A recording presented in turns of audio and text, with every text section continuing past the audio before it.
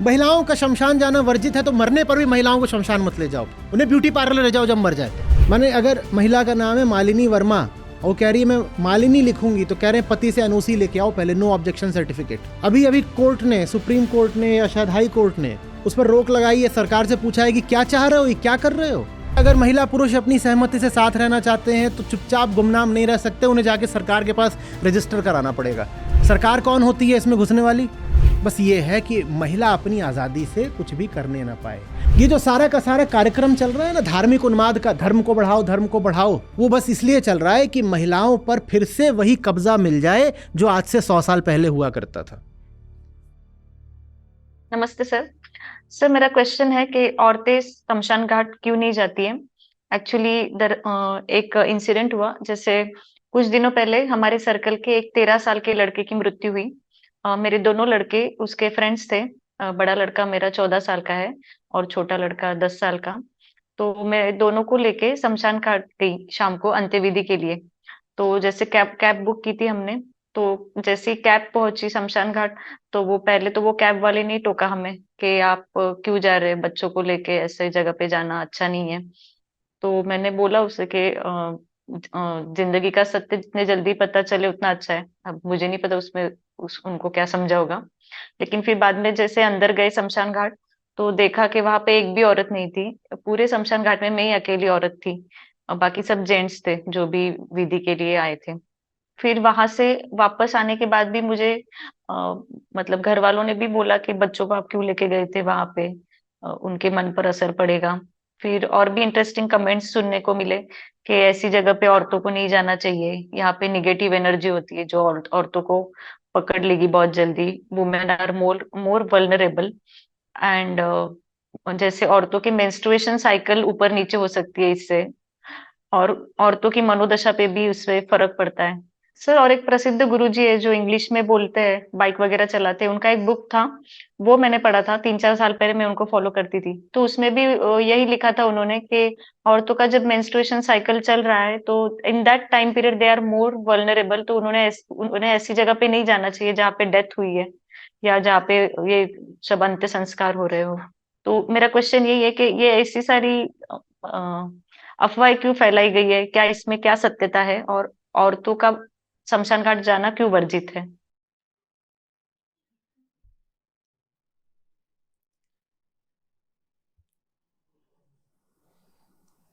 हम निरुत्तर हैं, हम कुछ नहीं बोल सकते इस पे।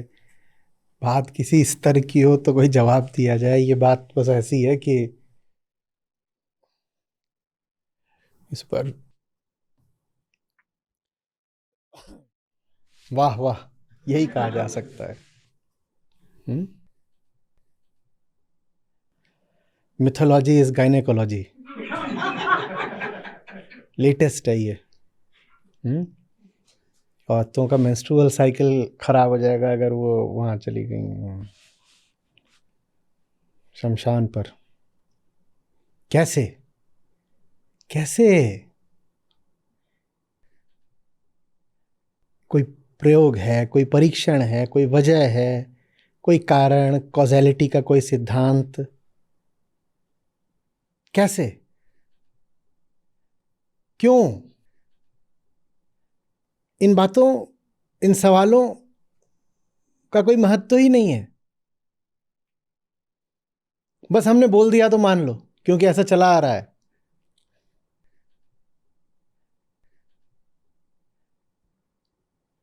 हमने बोल दिया तो मान लो। और वो कह रहे थे कि यहाँ पे जब बॉडी जलती है तो प्राणमयी कोश का विघटन हो रहा होता है और इसमें से इन्फेक्टेड परमाणु सेल निकलते हैं, जो ऐसा कुछ चारवाक ग्रंथ में पढ़ा है, जो कि औरतों के मेंस्ट्रुएशन साइकिल को अफेक्ट करते हैं। परमाणु निकल रहे हैं, परमाणु, ये सब तो मटेरियल बातें हैं। मटेरियल बातें तो कोई साइंटिस्ट बताएगा ना। मैं भी नहीं मानती ये सब, लेकिन ये कैसे मतलब रिडिकुलस कमेंट्स आ रहे थे कि लोगों की सोच कहाँ पे मतलब है, कितना अंधविश्वास फैला हुआ तो है। उसको बस रिडिकुलस ही रहने दीजिए, उसको उसको रिडिकुलस ही रहने दीजिए ना। उसको अपने भीतर किसी तरह की जगह मत दीजिए। उसको क्यों इज्जत दे रही हैं? उसके बारे में इतनी बात करना भी उसको सम्मान देने, इज्जत बख्शने वाली बात है। ये सब बातें चुटकुले की तरह ठीक हैं बस। इनमें दम क्या है, इसका क्या हम करेंगे? उपेक्षा कर लो, हंस लो। अतीत की मूर्खताएं हैं, इनको अतीत के अजायब घरों में डाल दो कि देखो ऐसी बातें भी हम कभी सोचा करते थे। म्यूजियम में जाने वाली बातें हैं, इनका और क्या करोगे? देखिए, जिसको जीवन के तथ्यों का पता नहीं है वो कभी मुक्त नहीं होगा, क्योंकि गुलामी एक तथ्य होती है। आप गुलाम हो, ये बात एक तथ्य है, और आपको बात अगर पता नहीं है तो गुलामी कभी कटेगी भी नहीं ना। आप एक तरीके से जी रहे हो, आपका जीवन व्यर्थ जाने वाला है क्योंकि आप जीवन की सच्चाई से परिचित नहीं हो। वो सच्चाई कुछ जगहों पर ज्यादा साफ दिखाई देती है। वैसे तो अगर दिन प्रतिदिन ही जीवन को ध्यान से देखो तो सच्चाई दिखने लग जाती है कि बात क्या है, पर शमशान जैसी जगहों पर और ज्यादा साफ दिखाई पड़ता है कि जिंदगी चीज क्या है। जिसको आप जीवन की सच्चाई देखने से वंचित करोगे वो फिर गुलाम ही रह जाएगा हमेशा, क्योंकि उसको अपने बंधन ही नहीं दिखाई देंगे। जिसको बंधन नहीं दिखाई देंगे गुलाम रह जाएगा। देह बहुत बड़ा बंधन होता है। देह को लेकर के हमारी जो धारणाएं होती हैं, देह को जो हम आसक्ति से बंधे होते हैं, बड़ी गुलामी होती है। शमशान में बहुत सारी चीजें एकदम राख की तरह बिखरती हैं। महिलाओं को वहां जाने से वही रोकेगा जिसका स्वार्थ होगा महिलाओं को गुलाम ही बनाए रखने में। अगर महिलाओं को गुलाम बनाए रखने में आपका स्वार्थ है तो ही आप कहेंगे कि महिलाएं शमशान इत्यादि जगहों पर न जाएं। जहां कहीं भी जीवन की सच्चाई सामने आती हो वहां तो हमें विशेषकर जाना चाहिए। और मैं बिल्कुल नहीं कह रहा हूं कि जीवन की सच्चाई सिर्फ शमशान में ही सामने आती है। वो रसोई में भी सामने आती हो, सड़क पर भी सामने आती हो, छत पर भी सामने आती हो, बाजार में भी सामने आती है, हर जगह सामने आती है। पर शमशान में वो बिल्कुल दहक कर सामने आती है, प्रज्वलित होकर सामने आती है। शमशान में वो ज्यादा साफ दिखाई पड़ता है। सब कुछ जो हमने अपने आप से आज तक छुपा रखा होता है। उड़ जाएगा हंस अकेला, वहां दिखाई पड़ता है। नहीं तो हमें यही रह जाता है कि इससे जुड़ जाएं, उससे चिपक जाएं, फलानी चीज इकट्ठा कर लें, यही तो जीवन है। शमशान में जो जाता उसको दिखाई देता है नहीं नहीं, जिसको तुम आज तक जीवन समझ रहे थे वो झूठ था। ये रहा प्रमाण। और चिता है वो प्रमाण है कि हमारा पूरा जीवन झूठ है। मृत्यु प्रमाण है कि हमारा जीवन झूठ है। जिन आधारों पर हम जी रहे होते हैं मृत्यु सबको राख कर देती है। मृत्यु को इसीलिए देखना मुक्ति की दिशा में बड़ा अच्छा कदम होता है। और जीते जी मृत्यु को देख लो, बेहतर है ना। मर ही गए बंधनों में तो क्या लाभ। जीते जी ही जान लो कि जीवन बंधन में बीत रहा है, तो क्या पता जीवन मुक्त हो जाओ। क्या पता जीते जी एक आंतरिक स्वतंत्रता को पालो। पर महिलाएं अगर आंतरिक स्वतंत्रता को पालें तो पुरुषों के लिए, पुरुषों के एक वर्ग के लिए बड़ी समस्या हो जाती है। पुरुषों के किस वर्ग के लिए समस्या हो जाती है? जिनके स्वार्थ हैं पुराने शोषणकारी तौर तरीकों को चलाने में। सब पुरुष ऐसे नहीं होते, और पुराने ही पुरुष ऐसे भी हुए हैं जिन्होंने जान लगा दी है महिलाओं की स्वतंत्रता के लिए भी। तो ऐसा नहीं है कि सब पुरुष दमनकारी होते हैं या कि अतीत में जितने पुरुष हुए हैं वो सब महिलाओं के शोषक ही थे, ऐसा कुछ भी नहीं है। महिलाओं के सबसे बड़े मित्र तो हमारे ऋषि ही थे, हमारे दार्शनिक ही थे, चिंतक ही थे। कृष्ण हो, बुद्ध हो, कबीर, नानक, रैदास, संतों की जो पूरी परंपरा रही है वो सब महिलाओं के बड़े मित्र थे। जो भी कोई आपको जीवन की असलियत से रूबरू कराए वो आपका दोस्त है, और जो कोई आपसे जिंदगी के तथ्य छुपाए उससे बड़ा कौन आपका दुश्मन है। महिला जिंदगी को न समझे, इसमें पुरुषों के एक वर्ग का स्वार्थ रहा है। फिर पुरुषों का वो वर्ग अपने स्वार्थ के लिए किस्से कहानियां भी रच लेता है, कुछ ग्रंथ भी लिख देता है, और उन ग्रंथों को प्रचारित करने वाले गुरु भी खड़े कर देता है। वो झूठे ग्रंथ है और वो गुरु भी झूठे हैं। आपके पास वेदांत है, आपके पास गीता है, आपके पास उपनिषद है, आपको बाकी बातों पे क्यों ध्यान देना है? आपको संतवाणी कम पड़ गई क्या कि आप इधर उधर जा करके औरों की बात सुनते हो? और जहां तक शरीर की बात है, चाहे वो मेंस्ट्रुअल साइकिल हो, चाहे वो ये बात हो कि इन्फेक्शन लग जाएगा, चाहे ये बात हो कि परमाणु छूटते रहते हैं अन्नमय कोश से, इन बातों के लिए आप साइंटिस्ट के पास जाइए। एटम्स और मॉलिक्यूल्स क्या करते हैं क्या नहीं, ये बात आपको कोई धार्मिक गुरु थोड़ी बताएगा, ये बात तो कोई आपको वैज्ञानिक या साइंटिस्ट ही बताएगा। उसके पास जाइए या डॉक्टर के पास जाइए। इन्फेक्शन है कि नहीं, ये बात आपको गुरुजी थोड़ी बताएंगे कोई, ये बात तो आपको डॉक्टर बताएगा। डॉक्टर से जाकर के पूछिए कि भाई इन्फेक्शन की क्या बात है। डॉक्टर कहेगा हाँ शमशान में इन्फेक्शन हो सकता है, पर शमशान जितना इन्फेक्शन का खतरा तो और भी 50 जगहों पर होता है। जब उन जगहों पर जाने की पाबंदी नहीं है तो शमशान पर ही जाने की पाबंदी क्यों? और शमशान में अगर इन्फेक्शन का कुछ खतरा है तो लौट के नहा लो भाई। तो दोनों को है, ये बात भी ठीक है, पुरुषों को भी है महिलाओं को भी है। वो कहेंगे नहीं महिलाओं के शरीर की संरचना थोड़ी अलग होती है, उनको इन्फेक्शन का थोड़ा ज्यादा खतरा है। तो भाई महिलाओं को फिर वो खतरा अन्य जगहों पर भी पुरुषों से ज्यादा है, फिर तो महिला जहां भी जाएगी उसको इन्फेक्शन का ज्यादा खतरा है, तो क्या कहीं ना जाए? इन्फेक्शन का खतरा है तो क्या करे? घर में बैठ जाए, बंधक बन जाए, घर कोई कैद बना ले अपनी? नहीं, वो बाहर निकलेगी, उसको ये बताओ ना कि सावधानी से कैसे निकलना। और शमशान में ऐसा नहीं है कि इन्फेक्शन ही इन्फेक्शन तैर रहा है। कुछ 10-20% इन्फेक्शन की संभावना बढ़ती होगी, पता नहीं उतनी भी बढ़ती है कि नहीं बढ़ती है। बल्कि वहां तो खुला आसमान होता है, संक्रमण की संभावना बंद जगहों पर ज्यादा होती है, क्योंकि वहां जो पैथोजन है वो कॉन्सेंट्रेट हो सकता है। खुली जगह पर कोई चीज कॉन्सेंट्रेटेड कैसे होगी? बैक्टीरिया हो, वायरस हो, कुछ भी हो, जब सब खुला हुआ है तो उड़ जाएगा ना। तो मुझे नहीं मालूम कि कौन सा रिसर्च पेपर है जो कह रहा है कि शमशान पर इन्फेक्शन हो जाएगा। और ये बात तो बिल्कुल जबरदस्त है, पता नहीं कौन सी चित्रकथा से, कॉमिक्स से निकल के आ रही है कि मेंस्ट्रुअल साइकिल ऊपर नीचे हो जाता है शमशान जाकर के।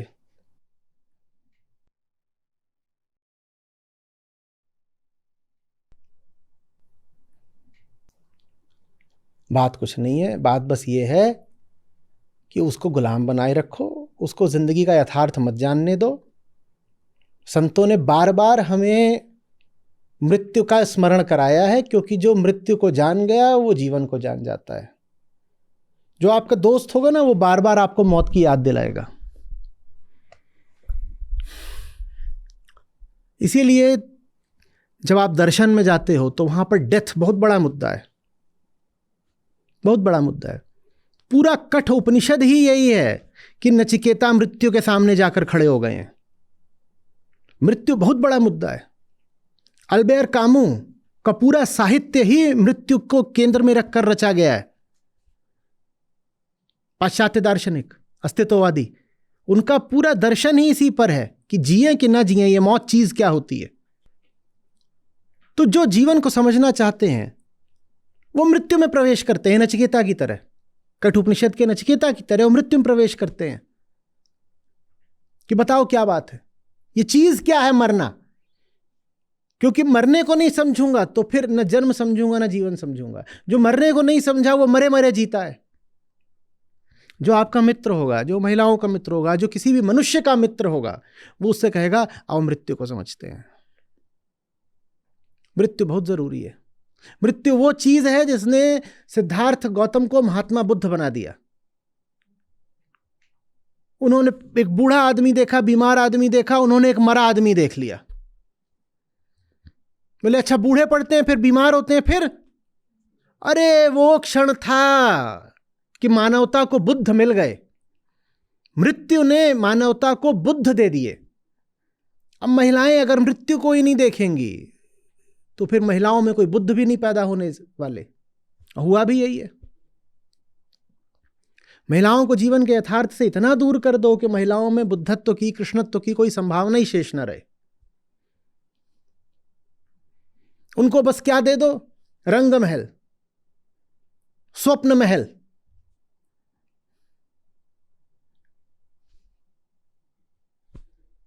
मैं अपना बढ़िया डॉल्स हाउस, इब्सन वाला,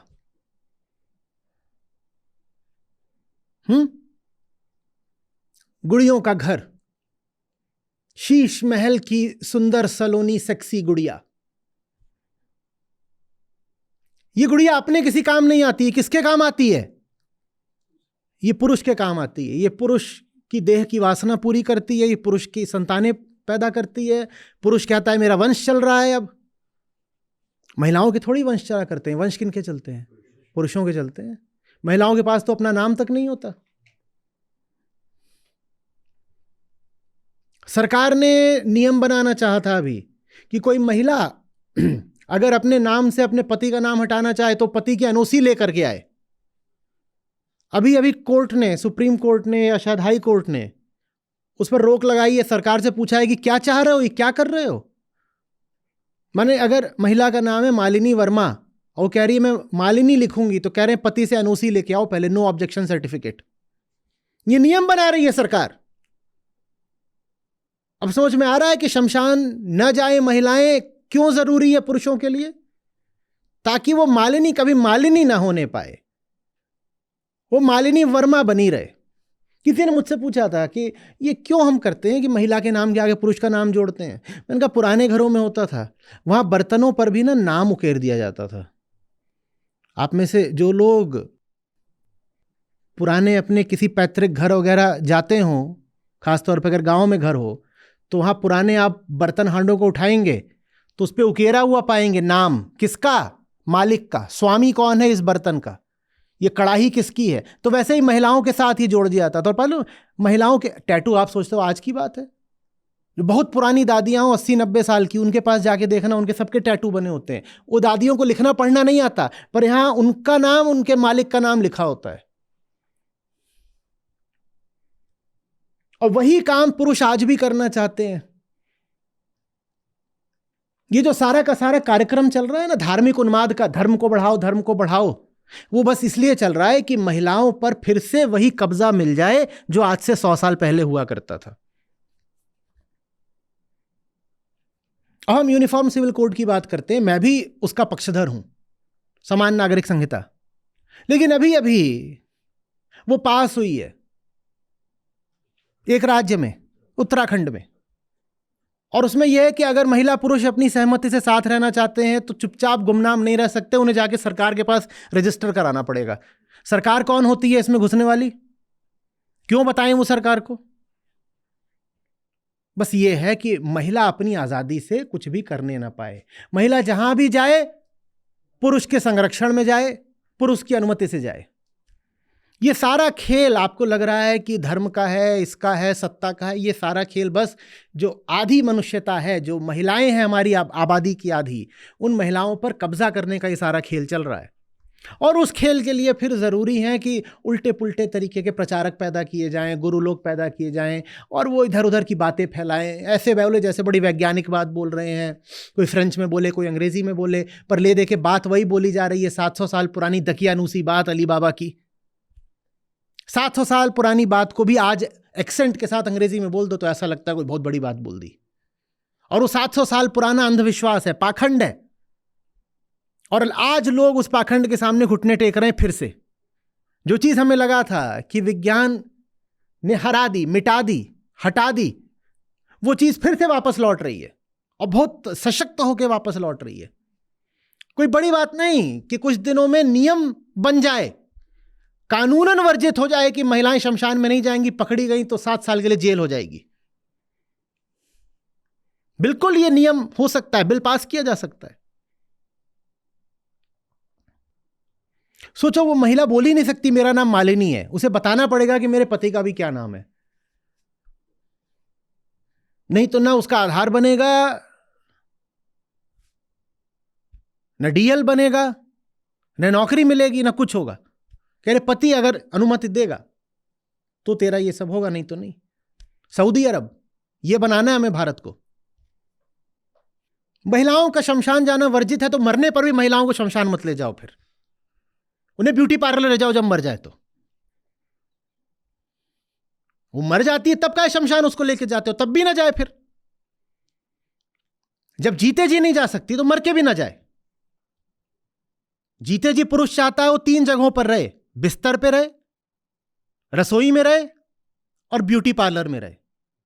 तो मर भी जाए तो पुरुष से बोलो वही बिस्तर पे रख मुझे और मेरे साथ सोया कर, वही जो तेरी जिंदगी भर की हसरत थी, बांध दे मुझे बिस्तर से या रसोई में खड़ा कर दे। सोचो, खड़ी हुई है मर के भी रसोई में, दाल बघार रही है। यही होना चाहिए। वेश्याघर में महिलाओं का होना वर्जित नहीं है, जहां किसी महिला को कभी नहीं होना चाहिए, वहां वो हैं और वहां कोई वर्जना नहीं है, क्योंकि वहां पुरुष स्वयं उनके खरीदार है। ठीक, पर शमशान में नहीं जा सकती वो।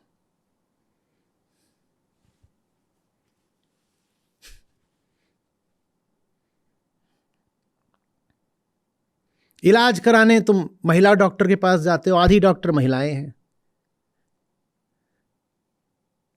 हेल्थ केयर प्रोफेशनल्स जो होती हैं, जो आपकी सेवा शुश्रूषा करती हैं, वो नर्स 3/4 महिलाएं ही होती हैं। तो आपको मरता हुआ भी वही देखती हैं। आप प्राण महिलाओं के सामने ही त्यागते हो, चाहे वो डॉक्टर हो चाहे नर्स हो, और शमशान नहीं जा सकती वो।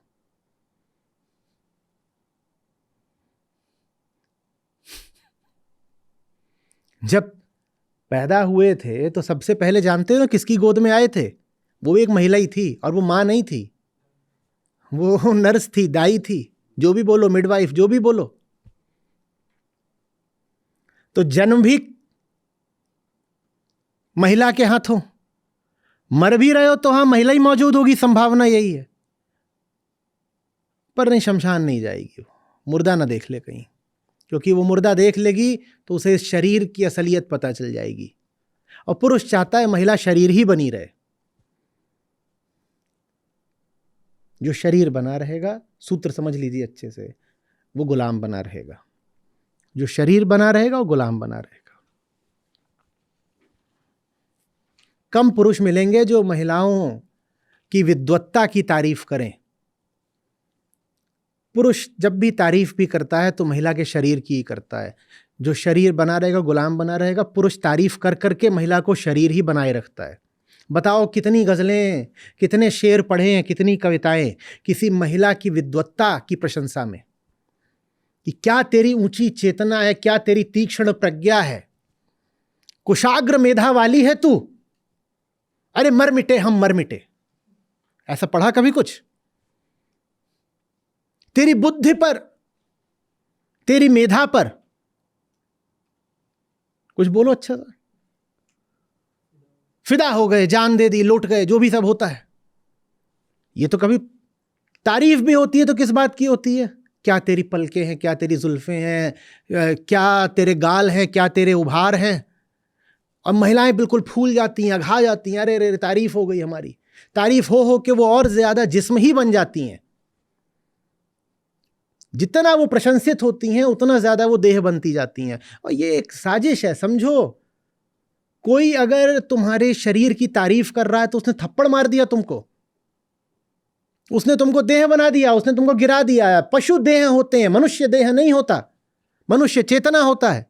और मनुष्य हैं आप, अपने आप को महिला क्यों मानती हैं? महिला बाद में हैं आप, बहुत बाद में है, पहले मनुष्य हैं आप। और कोई आके आपको देह ही बनाए दे रहा है, वाह वाह वाह, आज तो बहुत सुंदर लग रही हो, नीला पहन के आई हो, ये हार कहां से खरीदा, क्या हुआ, कल सैलून गई थी क्या, बालों में क्या लगाया आज, क्या चाल है मदमाती, नागिन की तरह चलती है। और बिल्कुल ऐसे हुई जा रही है, फूल के कुप्पा, अरे अरे अरे, तारीफ हो जा रही हो, तो ब्लश मारना, सब कुछ चल रहा है।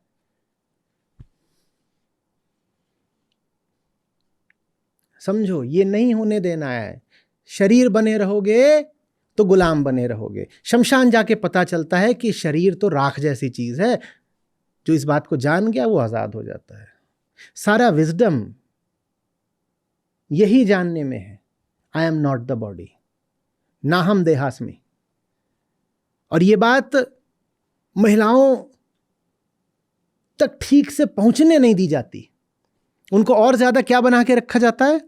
शरीर। कुछ तो प्रकृति का ऐसा काम कि जितना ध्यान पुरुष को देना पड़ता है अपने शरीर पे, महिला को उससे थोड़ा ज्यादा ध्यान देना पड़ता है। ये प्रकृति ने ऐसा बनाया है। लेकिन प्रकृति ने थोड़ा ही अंतर करा है, बहुत बड़ा अंतर समाज ने कर दिया है। प्रकृति की ओर से थोड़ा अंतर है। महिला को, हाँ, हम मानते हैं, ये बिल्कुल वैज्ञानिक तथ्य है, महिला को अपने शरीर पे थोड़ा ज्यादा ध्यान देना पड़ेगा पुरुष की अपेक्षा, 10% ज्यादा। पर उसको 10,000% ज्यादा ध्यान दिलवाया जाता है। ये काम प्रकृति का नहीं है, ये काम समाज का है। उसको कहा जाता है तू अपने होठों पे ध्यान दे, लाल लाल होठ होने चाहिए, गुलाबी गुलाबी गाल होने चाहिए। दुनिया भर का 90% कॉस्मेटिक्स क्या है? महिलाओं के साज की सामग्री। अजीब बात, पॉलिटिक्स में महिलाओं की भागीदारी 5%। सीईओज दुनिया में महिलाएं कितनी हैं? 3%। संसद में महिलाएं कितनी हैं? 10%। किसी भी ऊंचे क्षेत्र में देख लो, महिलाएं कितनी हैं? कहीं 2%, कहीं 5%, कहीं 15%। नोबेल कितने प्रतिशत महिलाओं को मिला है? 10%। लेकिन कॉस्मेटिक्स में, साज श्रृंगार के सामान में महिलाओं की हिस्सेदारी कितनी है? 95%। यह करा है पुरुषों ने। आधे मनुष्यों को उन्होंने मनुष्य ही नहीं रहने दिया, देह बना दिया।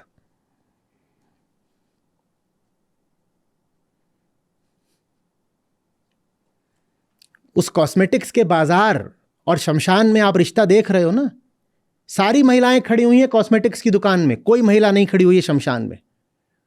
क्योंकि शमशान में आप देह को राख होता देखते हो, और कॉस्मेटिक्स की दुकान में आप सोचते हो कि देह ही तो हीरा मोती है।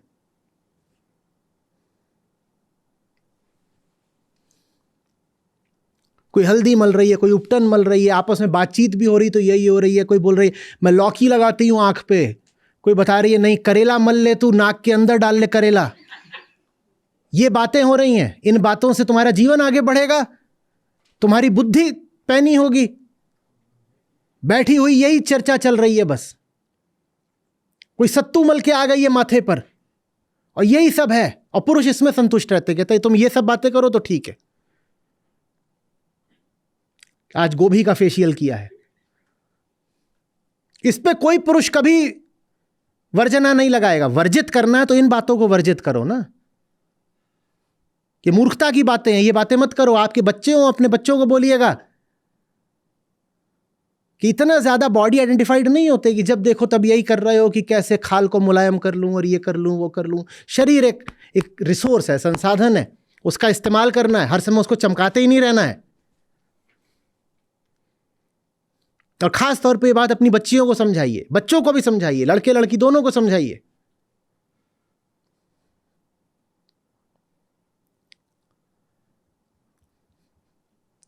आ रही बात समझ में? इतने सुंदर सुंदर संतों ने गीत गाए हैं, सब मृत्यु को समर्पित है। आई गमनवा की सारी संत कबीर का है। आदमी सुन लेता है, भीतर जैसे रोशनी कौंध जाती है, सब भीतर द्वार दरवाजे खुल जाते हैं। सब मृत्यु के गीत हैं। सुंदरतम गीत होते हैं जो मृत्यु को याद करते हैं। ज्ञानियों ने कहा है मौत से ज्यादा सुंदर कोई नहीं होता। अरे ज्ञानियों को छोड़ दो, जो आम फिल्में उनमें भी तुम गाते हो, जिंदगी तो बेवफा एक दिन ठुकराएगी, मौत महबूबा है साथ लेकर जाएगी। आम लोगों ने भी, शायरों ने भी मौत को महबूबा की तरह याद करा है। कुछ बात होगी ना, मौत को जानना जरूरी है। चाहे वो कठोपनिषद के ऋषि हों, चाहे शायर हों आज के, चाहे दार्शनिक हों बीच के, सब याद कर रहे हैं मौत को। मौत में कुछ बात तो होगी ना। छोटी चीज नहीं होती मौत। मरो है जोगी मरो, मरो मरण है मीठा। ऐसी मरनी मरो जित मरनी गोरख मर जीठा। कुछ बात तो होगी ना मौत में।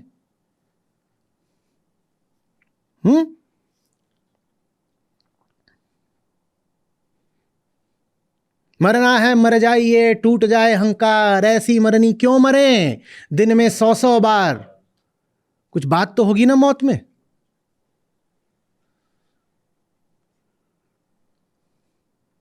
और डेथ पे आप कविताएं पढ़िएगा, शेली ने लिखा है, टेनिसन ने लिखा है।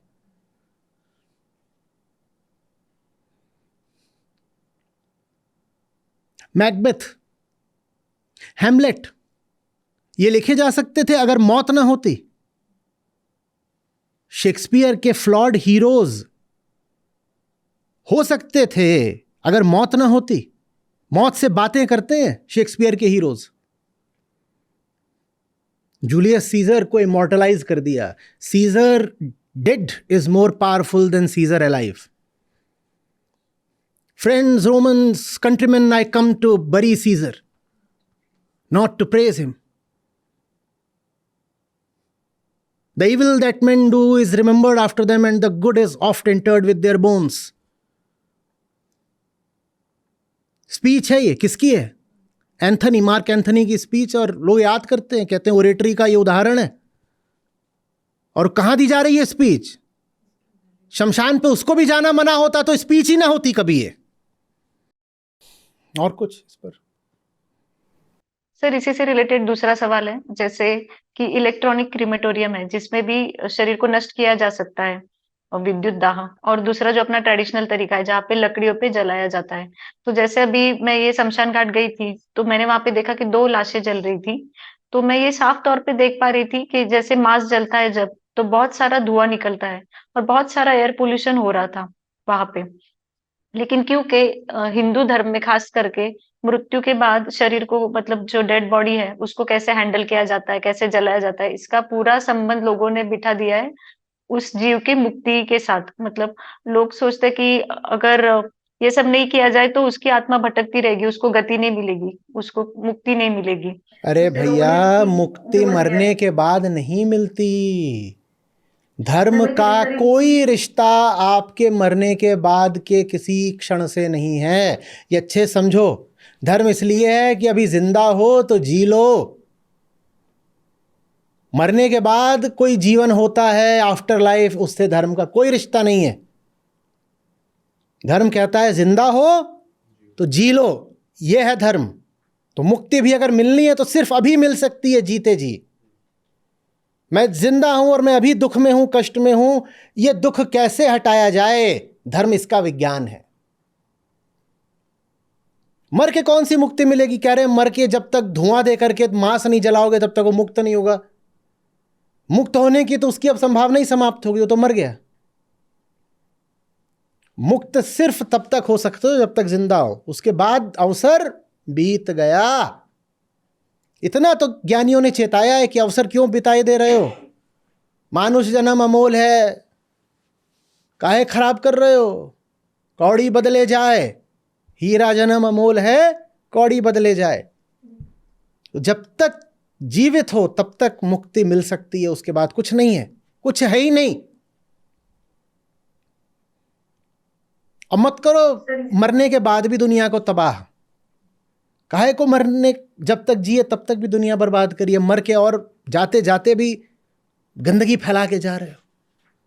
कह रहे हो मर भी जाएंगे तो भी हमारा मांस ऐसे जलाना कि कार्बन डाइऑक्साइड और बढ़ जाए, धुआं और बढ़ जाए। एकदम ही मतलब बर्बादी के आशिक हो क्या? जितने साधारण और सरल तरीके से हो सके देह को निपटा दिया जाना चाहिए। यही उच्चतम अंतिम संस्कार है। और सर यही कारण है शायद कि लोग बॉडी डोनेट भी नहीं करना चाहते हैं, ना इलेक्ट्रॉनिक क्रीमेटोरियम का यूज करना चाहते हैं, क्योंकि उनको लगता है अगर बॉडी डोनेट कर दी, वो साइंस वाले अगर वो ले गए फिर वो चीर-फाड़ करेंगे उसमें से और एक्सपेरिमेंट करेंगे और फिर उसके बाद पता नहीं बॉडी कहाँ फेंक देंगे, क्योंकि लोगों ने इसका सीधा संबंध मुक्ति के साथ बिठा लिया है। मूर्खता के कोई सींग और पूंछ तो होती नहीं। हमारे ही आपके जैसे लोग होते हैं, उन्हीं में मूर्खता चलती फिरती है?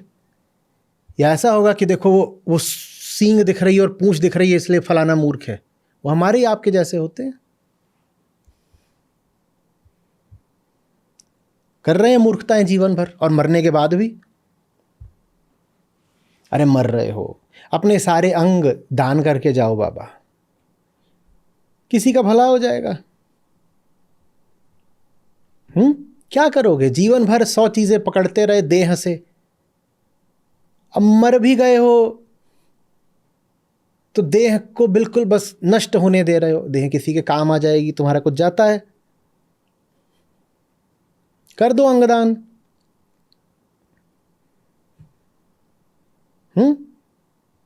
पर नहीं, जीवन भर ये रहा, क्यों दूं मुफ्त में?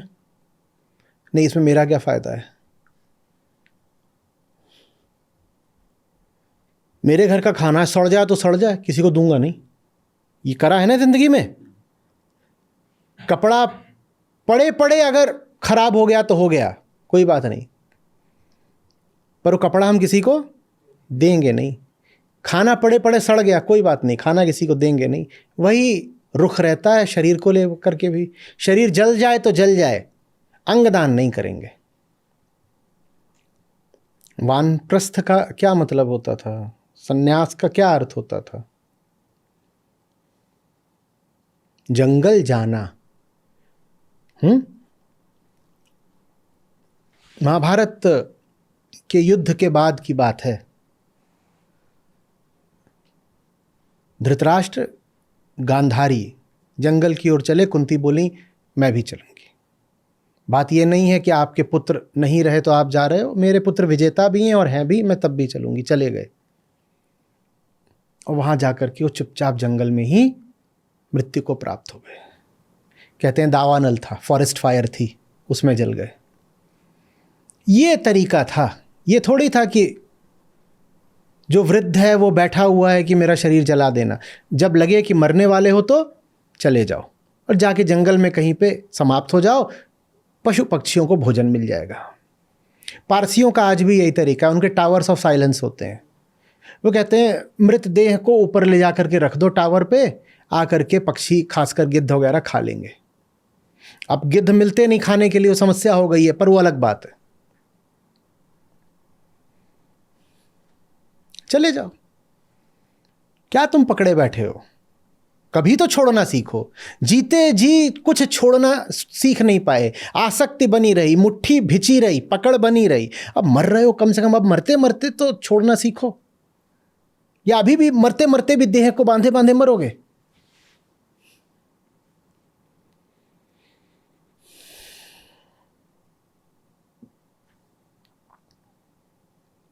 पांडवों का भी क्या बताया जाता है? वो सब चढ़ने लग गए पहाड़ पे और एक एक करके गिरने लग गए। वहां कोई उनका संस्कार कर रहा था? बस हो गया, वो बर्फ में ही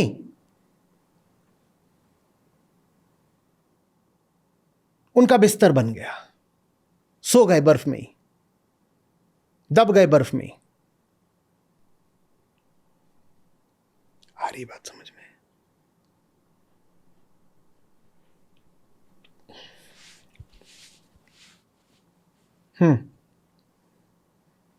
थैंक यू सर। जागो लोगों मत सो, ना करो नींद से प्यार। जागो लोगों मत सो, ना करो नींद से प्यार। जैसे सपना रैन का, ऐसा यह संसार रे साधो, ऐसा यह संसार। कबीरा सोता क्या करे, जागो जपो मुरार। कबीरा सोता क्या करे, जागो जपो मुरार। एक दिन तो है सोवना,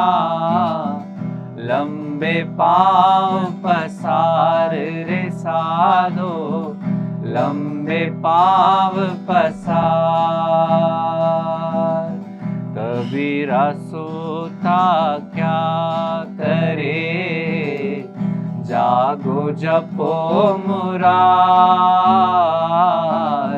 कबीरा सोता क्या करे, जागो जपो मुरार। एक दिन तो है सोवना, लंबे पाँव पसार रे साधो, लंबे पाँव पसार।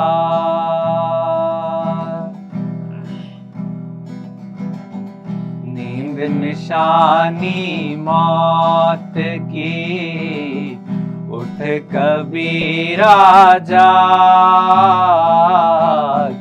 नींद निशानी मौत की, उठ कबीरा जाग। और रसायन छोड़ कर, नाम रसायन लाग रे साधो, नाम रसायन लाग। आया था किस काम को, सोया चादर तान। आया था किस काम को, सोया चादर तान। सूरत संभाल गाफिल, अपना आप पहचान रे साधो, अपना आप पहचान। विषय वासना उर्ज कर, जन्म गवाया बाद। विषय वासना उर्ज कर, जन्म गवाया बाद। अब पछतावा क्या करे, निज करनी कर याद रे साधो, निज करनी कर याद। विषय वासना उर्ज कर, जन्म गवाया बाद। विषय वासना उर्ज कर, जन्म गवाया बाद।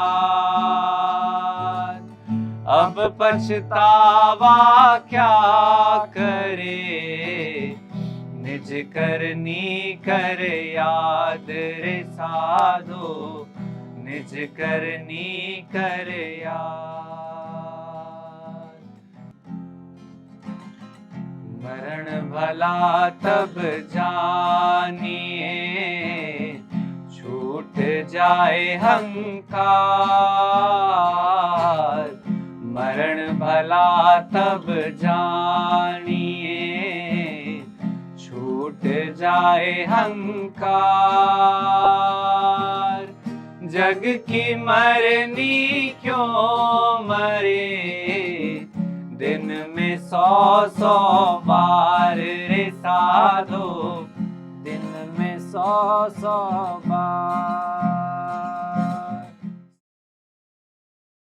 सो मैं आचार्य जी को 2019 से सुन रही हूँ, 2019 दिसंबर से। एंड उनका जो रोल है अतिशयोक्ति नहीं है, but I consider him as a father because I lost my father in 2022, and his teachings has literally changed my point of view, because at one point in time I lost the hope of living. जैसे अभी मैं आपके उस सत्र में आई थी जो संस्कारिता सत्र हुआ था, जिसमें एक महिला ने जिनका छोटे बच्चे की डेथ हुई थी, तो that lady asked the question कि उनका वो सेंटर पॉइंट हो गया कि आप एफर्ट्स किसके लिए लगाएंगे, आप मेहनत किसके लिए करेंगे।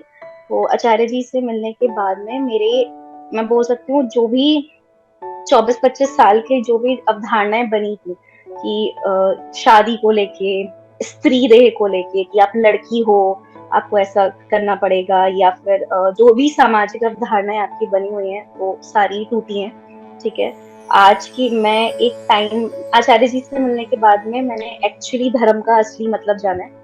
एंड लाइक उनकी बुक माया मेरी फेवरेट है, आई यूज्ड टू रीड, अभी भी मेरे रीडिंग फेज में मैं माया पढ़ रही हूँ, और that literally helped me to understand. And recently जैसे आचार्य जी बोलते हैं कि अगर आप उनको सुन रहे हो, उनके शिष्य हो, तो आप कमजोरी की भाषा आपकी नहीं हो सकती। तो वो सुनने के बाद में मैंने अपने आप पे बहुत काम किया। 2020 में मैं मतलब बेड रिडन कंडीशन में थी। अभी भी मेरा इम्यून सिस्टम बहुत सारी बीमारियां मेरे को बहुत जल्दी कैच करती है, but I am working on that. I am literally working on learning new skills. Career पे बहुत फोकस किया है, करियर ऐसा चुना है जिसमें पढ़ाई मेरा हो। एंड एक दोहा जो मैं बोलना चाहती हूँ, मेरे मेरे दिल के काफी पास है, वो ये है, माया माया सब कहें, माया लखे ना कोई, जो मन से ना उतरे, माया कहिए सोई। Thank you.